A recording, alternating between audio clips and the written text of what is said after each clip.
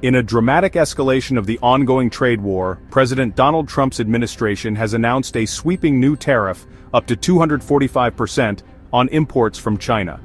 The move, unveiled in a White House fact sheet late Tuesday, is framed as a direct response to what the administration calls China's retaliatory economic aggression, including recent restrictions on critical raw material exports. This marks the most severe tariff increase in U.S.-China trade tensions to date, and it comes under the banner of Trump's revived America First trade policy, a centerpiece of his second-term agenda. According to the White House, the U.S. is responding to China's calculated efforts to choke off global supply chains by restricting exports of strategic high-tech materials.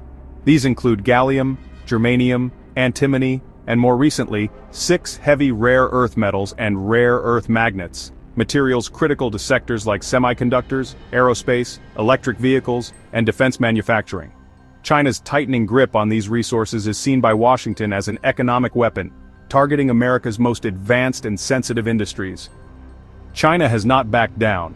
In a tit-for-tat escalation, Beijing raised its own tariffs on U.S. goods to 125% just last week. That move followed an earlier U.S. tariff hike to 145% on Chinese imports, even as the U.S. paused additional tariffs on goods from other countries for 90 days.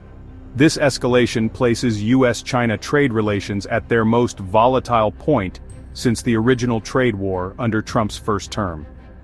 Not for now. The White House emphasized that the 245% tariff specifically targets China.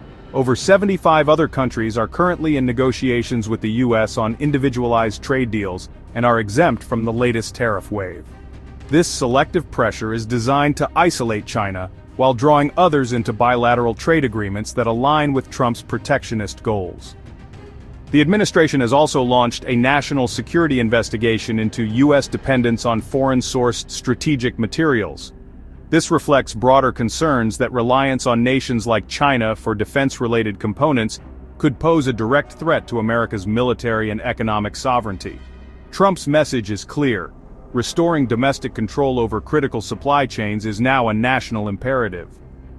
Although the full list of affected goods has not been disclosed, analysts believe the 245% tariff could impact a wide swath of both consumer electronics and industrial equipment, from smartphones and EV batteries to machine parts and semiconductors. This could lead to price hikes for U.S. consumers and increased input costs for manufacturers, adding pressure to an already fragile inflation landscape. President Trump is positioning this move as a cornerstone of his economic legacy.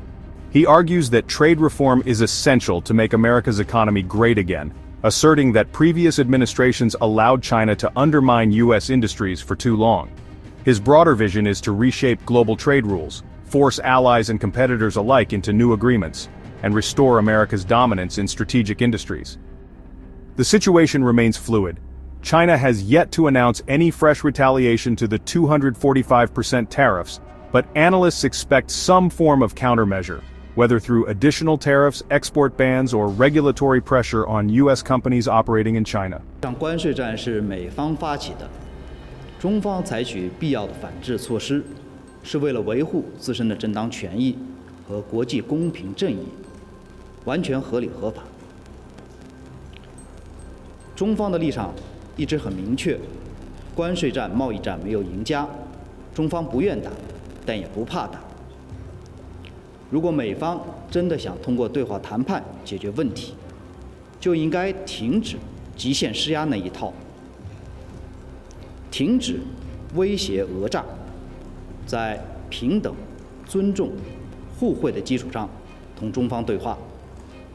Meanwhile, global markets are bracing for turbulence as investors weigh the impact on supply chains, inflation, and geopolitical stability.